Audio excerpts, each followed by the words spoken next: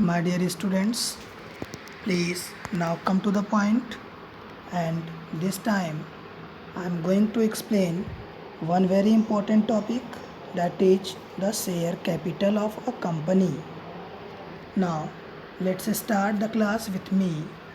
Share capital means the capital raised or collected by the issue of shares, and the individual who purchase the shares are known as shareholders, and the amount contributed by them is called share capital. Since the number of shareholders are very large, a separate capital account cannot be opened for each of them. There is one consolidated capital account called as share capital account. My dear students, first of all, understand the meaning of these lines, and it is the meaning of this that the share capital means the capital collected by the issue of shares. अगर हम बात करें share capital की तो इसकी meaning ये होती है कि जब भी कंपनी अपनी सिक्योरिटीज़ को, जिसमें हम ओनर्स फंड को लें, जिसे हम शेयर के नाम से जानते हैं, जब भी कंपनी अपने शेयर को इश्यू करके फंड कलेक्ट करे या मनी कलेक्ट करे तो हम उस कलेक्टेड अमाउंट को शेयर कैपिटल के नाम से जानते हैं. Earlier I have explained this point two you that sources of finance. Company can collect its funds either with the issue of shares or with the issue of debentures. Shares and shareholders are known as the owners of the company. ये मैंने आप लोगों को पहले भी बताया था, मेरे प्रीवियस वीडियोज़ में ये सारी चीज़ें आप लोगों ने सीखी. यहाँ पे अगर हम बात करें कि कंपनी अगर शेयर को इश्यू करके फंड कलेक्ट करे तो हम उस फंड को शेयर कैपिटल के नाम से जानते हैं. और देखो यहाँ पर एक इम्पॉर्टेंट पॉइंट ये है कि जो भी शेयर होल्डर होंगे कंपनी के, वो कोई एक या दो बंदा तो होगा नहीं. आप यहाँ पर देख पा रहे हो clearly, since the number of shareholders are very large. Means ऐसा तो है ना कि जब भी कंपनी अपना IPO लॉन्च करे, कंपनी अपना सिक्योरिटी इशू करे मार्केट में, तो कोई एक ही या दो व्यक्ति उसे परचेज करें, ऐसी तो कंडीशन है नहीं. कई शेयर होल्डर्स हो सकते हैं कंपनी के. अब जितने भी शेयर होल्डर होंगे वो एक जगह पर तो होंगे नहीं, वो डिफरेंट प्लेसेस पर फैले होंगे. पूरे देश के किसी भी पार्ट से हो सकता है कोई भी कंपनी का शेयर होल्डर. तो अब यहाँ पर देखो पॉइंट ये है कि the number of shareholders are very large, a separate capital account cannot be open for each of them. अब हर एक शेयर होल्डर के नाम से अलग अलग कैपिटल अकाउंट बनाना काफ़ी एक लेंदी और कॉम्प्लिकेटेड टाइम टेकिंग प्रोसेस हो जाएगा. इसीलिए कंपनियां करती क्या है, there is one consolidated capital account called as share capital account. Means इसीलिए कंपनियां केवल एक कैपिटल अकाउंट बनाती हैं जिसे में जितने भी शेयर के थ्रू कैपिटल कलेक्ट होते हैं उन सबको कंपनी मेंशन करती है. सो आप यहाँ पर ध्यान ये रखिएगा, शेयर कैपिटल की मीनिंग क्या होती है, capital collected by the company after issuing the shares. Okay, now come to the next point, and that is related with the types of share capital. My dear students, first of all, authorized capital. मैं एक बार आप लोगों को नाम बता दे रहा हूँ. authorized capital, issued capital, subscribed capital, called up capital and paid up capital. Means authorized, issued, subscribed, called up and paid up capital. इतने शेयर कैपिटल के टाइप्स को अब हम पढ़ने चल रहे हैं. So first point is the authorised capital. What is the meaning of authorised capital? First of all you should understand. Now see, it is the amount of share capital which a company is authorized to issue by its memorandum of association. Memorandum of association means आप लोगों ने 11th class की business studies में भी पढ़ा हुआ है. Memorandum of association, article of association. अगर हम मेमोरेंडम ऑफ एसोसिएशन की बात करें then it is known as doctrine of outdoor management and the charter of the company. कहने का सेंस यहाँ पर ये है कि जब कंपनी के मेमोरेंडम ऑफ एसोसिएशन में कंपनी के कैपिटल की एक लिमिट मेंशन की जाती है. देखो, it is the amount of share capital which a company is authorised to issue by its memorandum of association. Company कितना कैपिटल शेयर इशू करके कलेक्ट कर सकती है, इसका भी लिमिटेशंस कंपनी के मेमोरेंडम ऑफ एसोसिएशन में मेंशन किया जाता है। Company can not raise more than the amount of capital specified in the memorandum of association. और कंपनी की जो मेमोरेंडम ऑफ एसोसिएशन में एक लिमिट लिख दी गई है कि इतने number of shares company issue करके अपने लाइफ में कैपिटल कलेक्ट कर सकती है। जब भी रिक्वायरमेंट हो तो company can not raise more than the amount of capital specified in the memorandum of association. तो मेमोरेंडम ऑफ एसोसिएशन में जितनी भी लिमिट है उसके बियॉन्ड कंपनी जाकर के शेयर इशू नहीं कर सकती। And it is also called nominal और registered capital. Remember, it is important point, हम अथराइज्ड कैपिटल वर्ड भी यूज करते हैं और अथराइज्ड कैपिटल के लिए नॉमिनल कैपिटल और रजिस्टर्ड कैपिटल भी वर्ड यूज किया जाता है। जनरली एग्जाम में कभी कभी एक नंबर में ये पूछ लेता है क्वेश्चन, तो आप याद रखिएगा अथराइज्ड कैपिटल और नॉमिनल कैपिटल और registered capital both are same. Okay, it can be increased और decrease as per the procedure laid down in the companies act. The company need not issued the entire authorized capital for public subscription at a time. Remember, this is very important point. See, the entire authorized capital for public subscription at a time means total जो company का authorized capital है means total number of authorized share at the rate of per share। Company एक साथ issue करके capital collect नहीं कर सकती। Okay, it is depending upon it's a requirement it में यू इश्यू शेयर्स कैपिटल। जैसी जैसी कंपनी को ज़रूरत पड़ती है उस तरीके से कंपनी कुछ पार्ट टोटल अथराइज्ड कैपिटल का, टोटल अथराइज्ड शेयर का इशू करके मनी को कलेक्ट करती है। तो आप यहाँ पर इंपॉर्टेंट पॉइंट ये ध्यान रखिएगा, authorised capital is also known as registered और nominal capital. It is the capital which is mentioned in the memorandum of association. Total authorised capital not collected by the company at once, but it is depend on the requirement or it is depend on the situation. Okay, now come to the next point, and that is related with the issued capital. My dear students, now this is the second point and it is the issued capital. First point is the authorized, second point is the issued capital. Now remember this point, it is that part of the authorized capital which is actually issued to the public for subscription। पहले आप इतने point की meaning समझ लो। अगर हम issued capital की बात बोलें then it is that part of authorised capital. अभी मैंने आपको ऊपर बताया कि कंपनी जितने नंबर ऑफ शेयर्स को इश्यू करने के लिए अपने लाइफ टाइम के लिए अथराइज्ड है, उसमें से जितना कंपनी शेयर इशू करेगी वो क्या बोला जाएगा, इश्यूड शेयर। जो रेट होगा उसका, उस रेट से जो अमाउंट कलेक्ट होगा वो हमारा इश्यूड कैपिटल बोला जाएगा। It means issued capital is that part of authorised capital which is actually issued to the public. Okay, the authorised capital which is not offered for public subscription is known as unissued capital, and unissued capital may be offered for public subscription at a later date। देखो, कहने का मतलब यहाँ पर ये है कि आप अथराइज्ड कैपिटल में से जितना पार्ट जनरल पब्लिक को इशू करते हो वो हमारा बोला जाएगा क्या, इश्यूड कैपिटल। और जितना पार्ट इशू नहीं किया जाता, जैसे अगर आप एक एग्जांपल सीधे तौर पे समझो कि अगर मान लो हम आपको ये बोलें कि 15,000, ओके, 15,000 अगर कंपनी का अथराइज्ड शेयर हो, जैसे देखो ये एग्जांपल आप समझने की कोशिश करो, 15,000 नंबर ऑफ शेयर्स जितना कंपनी अपने लाइफ में इशू करके कैपिटल कलेक्ट कर सकती है। और अगर इस 15,000 में से अगर कंपनी केवल और केवल सपोज दैट 10,000 को ही एक बार में इशू करे, ओके, तो ये 10,000 क्या हुआ, जो भी रेट होगा शेयर का उस रेट से जो अमाउंट कंपनी को कलेक्ट होगी वो हमारा इशूड कैपिटल बोला जाएगा। ध्यान दीजिएगा, फर्स्ट पॉइंट को मैंने बोला आपको 15,000, suppose that it is your authorised number of shares into rate जो भी बनेंगे।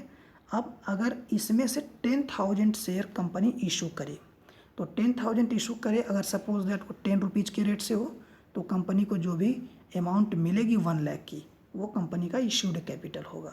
तो यहाँ पर देखो यही पॉइंट कर रहा है आपको कि it is that part of the authorised capital which is actually issued to the public for subscription. तो अब अगर हम देखें तो 15 - 10 = 5,000 जो कंपनी ने इशू नहीं किया, वो क्या बन जाएगा हमारा unissued number of shares at the rate, means unissued capital. तो कहने का सेंस यहाँ पर ये है कि जो कंपनी अथराइज्ड कैपिटल का पार्ट इशू करती है शेयर जनरल पब्लिक को, वो हमारा इश्यूड कैपिटल बोला जाता है। And the part which is not offered for the general public for the subscription, that is known as unissued capital. Okay, और जो कंपनी का अनइश्यूड कैपिटल होगा may be offered for the public subscription at a later date. जब company को ज़रूरत पड़ेगी उसकी, तब फिर कंपनी उसको इशू करके मनी को कलेक्ट करेगी। Okay, now come to the next point and that is your subscribed capital. अब हम बात कर रहे हैं सब्सक्राइब्ड कैपिटल की, और सब्सक्राइब्ड कैपिटल में अगर आप चलोगे तो it is that part of issued capital which has been actually subscribed by the public. Subscribed capital की अगर हम बात करें तो देखो सब्सक्राइब्ड कैपिटल में ये आपको पॉइंट दिया है कि जितना जनरल पब्लिक ने सब्सक्राइब किया। ओके, अब जनरल पब्लिक ने जो सब्सक्राइब किया वो हमारा सब्सक्राइब्ड कैपिटल के नाम से जाना जाएगा बाय द पब्लिक। अब अगर मैं आपको एक एग्जांपल बताऊं, सपोज दैट अगर आप कंपनी में शेयर इशू कर, कंपनी में अगर आप सपोज दैट शेयर परचेज करते हो, एक एग्जांपल मैं आपको बता रहा हूँ सब्सक्राइब्ड कैपिटल में। सपोज दैट कंपनी ने 13,000 शेयर्स 100 रुपीज़ के रेट से या 10 रुपीज़ के रेट से। अब देखो यहाँ पे नंबर ऑफ शेयर्स, जैसे मैंने आपको एग्जांपल में 13,000 लिए, ये 13,000 भी हो सकता है, इसके अलावा भी कुछ और 15,000 10,000 जो भी हो जाए। 13,000 share, suppose that company offered 13,000 shares at the rate of ₹100। ध्यान देना इस पॉइंट पे। अगर कंपनी ने 13,000 शेयर्स 100 रुपीज़ के रेट से ऑफर्ड किया जनरल पब्लिक को, तो ऐसी कंडीशन में कंपनी को कितनी अमाउंट मिलती? अगर हम इसको मल्टीप्लाई करके देखें तो कंपनी के पास टोटल अमाउंट बनेगी कितनी? 13 लाख की। क्लियर? इस 13 लाख को हम क्या बोलते हैं? ये हमारा इश्यूड कैपिटल होता। लेकिन हम पॉइंट क्या डिस्कस कर रहे हैं? Subscribed capital. अब सब्सक्राइब्ड कैपिटल हमारा क्या कहता है? It is that part of issued capital which has been actually subscribed by the public. अब मान लो जनरल पब्लिक ने इस टोटल 13,000 में से केवल आपका 12,000 शेयर ही सब्सक्राइब किया। ओके, अब अगर कंपनी ने टोटल 13,000 में से केवल 12,000 नंबर ऑफ शेयर्स को सब्सक्राइब किया, तो कंपनी में शेयर होल्डर कितना अमाउंट पे करेगा? Eight the rate of ₹100। It means total 1200, means 12 lakh. Okay, so 12 lakh amount paid किया जाएगा कंपनी को शेयर होल्डर्स के थ्रू। तो यहाँ पे देखो यही पॉइंट हुआ कि कंपनी ने इशू तो ज़रूर किया 13,000, but general public applies only for 12,000 shares. तो subscribed capital will be total 12 lakh. Okay, so understand this point. यहाँ पे कहने का मतलब ये है कि जब company total number of shares issue करे, उस इश्यूड कैपिटल में से जनरल पब्लिक ने कितने के लिए एप्लीकेशन दिए, जितने के लिए एप्लीकेशन दिए उतना ही अमाउंट कंपनी के पास आएगा। तो वो अमाउंट हमारी बोली जाएगी सब्सक्राइब्ड कैपिटल के नाम से। ओके, अब ध्यान देना, यहाँ पर सब्सक्राइब्ड कैपिटल को हम लोग बैलेंस शीट में शो करेंगे दो तरीके से, subscribed and fully paid up and subscribed but not fully paid up.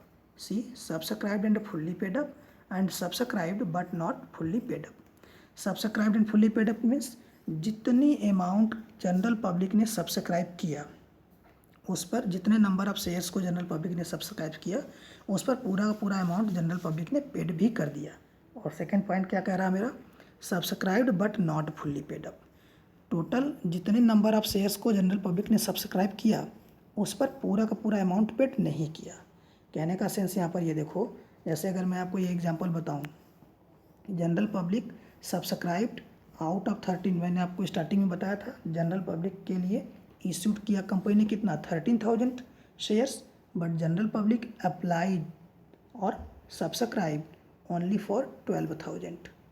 Remember, तो जनरल पब्लिक को 12,000 पर 100 रुपीज़ के रेट से कितना पेड करना पड़ेगा 12 लाख। क्लियर है, 12 लाख अमाउंट पेड करना पड़ेगा।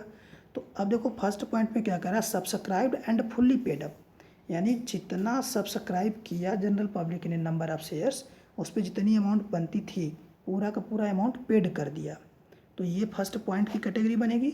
लेकिन subscribed but not fully paid up, आप जनरल पब्लिक को पेड करना था कितना 12 लाख की अमाउंट, लेकिन by the way suppose that general public paid only ₹10 lakh suppose that, तो जो 2 लाख हुआ, या मान लो ये मेरा 11 लाख पेड करे या 11,50,000 पेड करे, तो जो अमाउंट नहीं पेड किया जनरल पब्लिक ने वो क्या बोला जाएगा, मेरा कैटेगरी क्या बनेगा, subscribed but not fully paid up का।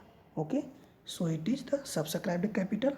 And now come to the next point, and that is related with your called up and paid up capital.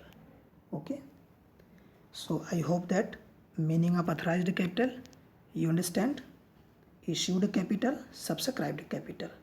आप लोग इस चीज़ को ध्यान दीजिएगा कि all the capitals are related with each other। मैंने issued capital में क्या बताया आपको, या पहले आप अथराइज्ड को देख लो। अथराइज्ड कैपिटल मीन्स जितने number of shares at the rate, means authorised capital के लिए कंपनी रजिस्टर्ड है, कंपनी उससे ज़्यादा शेयर इशू करके मार्केट से मनी कलेक्ट नहीं कर सकती। और इशूड कैपिटल में क्या बताया, issued capital is that part of authorised capital, means authorised capital का वो पार्ट जो जनरल पब्लिक के लिए कंपनी ने इशू किया।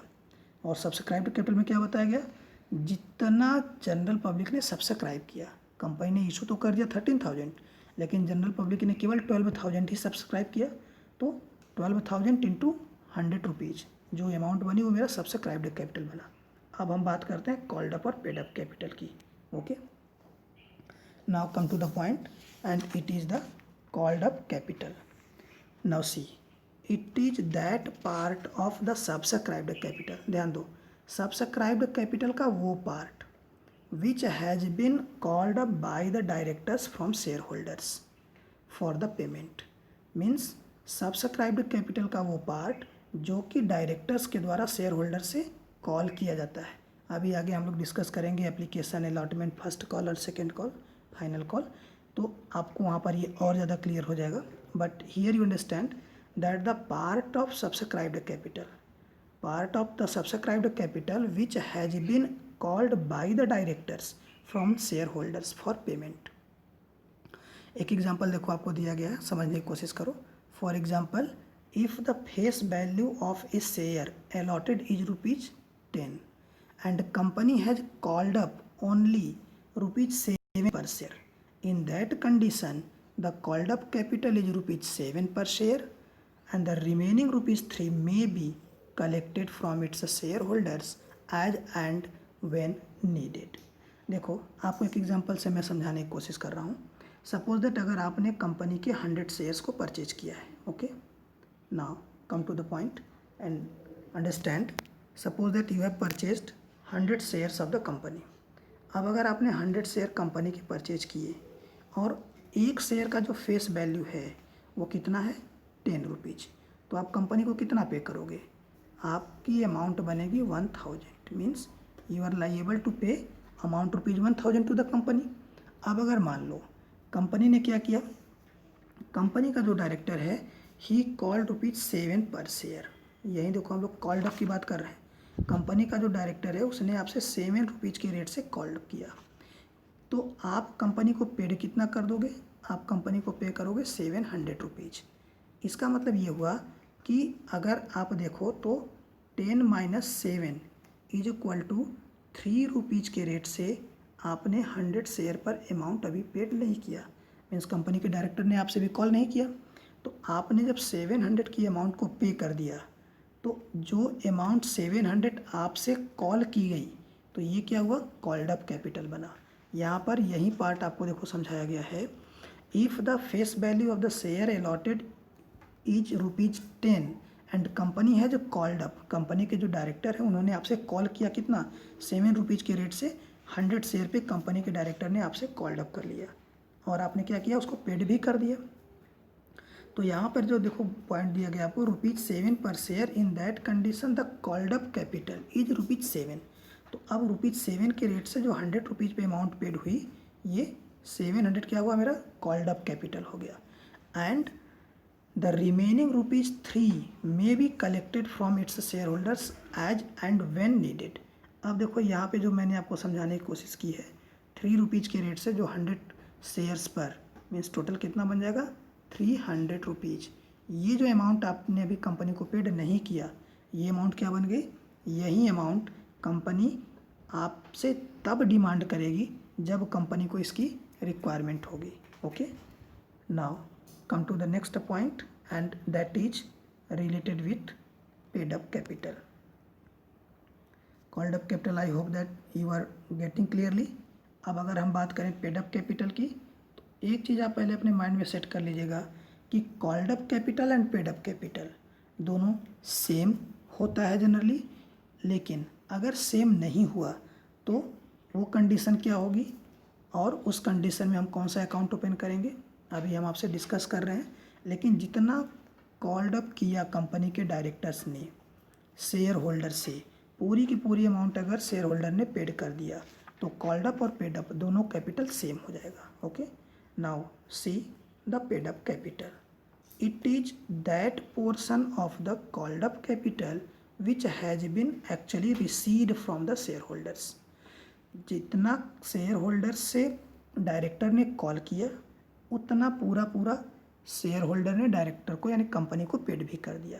जैसे आपको मैंने एग्जांपल में भी बताया था, क्लियर करो इसके पहले का एग्जांपल, जिसमें मैंने आपको कहा था कि eight the rate of ₹7 means 100 shares पे अभी ₹7 के रेट से जब कंपनी ने कॉल किया तो टोटल 700 अमाउंट ये शेयर होल्डर ने पेड कर दिया कंपनी को।